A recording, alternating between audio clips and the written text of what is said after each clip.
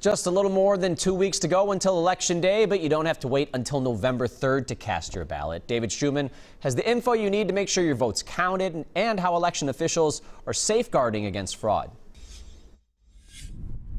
Unprecedented is the word Michael Stahlberger keeps hearing for this year's voter turnout. It's kind of like when you're getting ready to run a race, right? And so you've got all that energy built up for it, and we're seeing that in a lot of our voters. Stahlberger's the director of elections in Blue Earth County, where the number of absentee ballots already returned is double the amount they saw in all of 2016.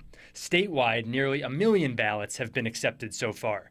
That number didn't reach 700,000 during the last presidential election. To me, that really shows that people are not worried about the mail-in voting, that they trust it. Stahlberger named several measures ensuring the integrity of the early votes, starting with a database to check that voters receive only one ballot.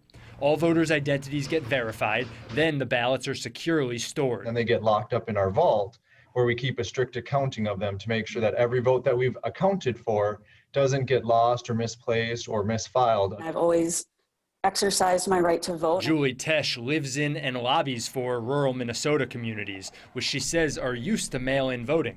Dropping off in person is always an option too. I was just up in Brainerd this last week and talking with the county administrator there, and he said there's not a line, but it's fairly constant of people just dropping off their ballots at that ballot drop box. Ballots can get rejected, and Stahlberger says the most common reason why is not correctly following the return instructions. If there's time, those voters automatically receive replacements that point out what they did wrong.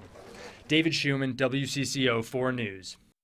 And it's also simple to track online where your ballot is in this whole process, all the way up to being counted, and we have a link for that tracking system on our website, WCCO.com.